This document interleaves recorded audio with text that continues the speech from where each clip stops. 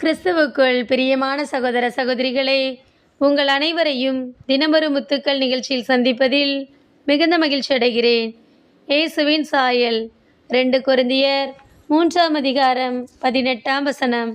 நாம் அனைவரும் முக்காடு இல்லா முகத்தினராய் ஆண்டவரின் மாட்சியை பிரதிபலிக்கிறோம். இவ்வாறு மேன்மேலும் ஆட்சி பெற்று அவர் சாயலாக மாற்றமடைகிறோம். இவையெல்லாம் ஆவியாம் ஆண்டவரின் சாயலை. பிரியமானவர்களே, நம்முடைய வாழ்க்கையில் பரிசுத்த ஆவியானவரை பெற்றுக்கொள்ளும் போது அவருடைய சாயலாக நாம் மாறுகிறோம். நம்மை எவ்வாறு ஆசிர்வதிக்கின்றாரோ அதே போன்று நாமும் தேவையில் இருப்பவருக்கு உதவ வேண்டும். இயேசு இந்த பூமியில் வாழ்ந்தபோது நோயாளிகளை குணமாக்கினார், பார்வையற்றோருக்கு பார்வை கொடுத்தார், இறந்தோரை உயிரோடே எழுப்பினார். அவருடைய சாயலான நாமும் அவருடைய முன்மாதிரியாக வாழ வேண்டும். நாம் வேதத்தில் பவுலை குறித்து அறிவோம். பவுல் மனமாற்றத்திற்கு முன் கிறிஸ்தவர்களை துன்புறுத்தினான்.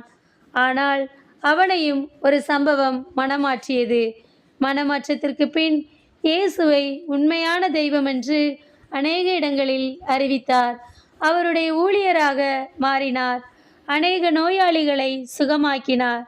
இயேசு பவுலை வல்லமையாக மாற்றினார். அவருடைய சாயலை போன்று அன்பும் இரக்கமும் நிறைந்த வாழ்க்கை வாழ்ந்தார்.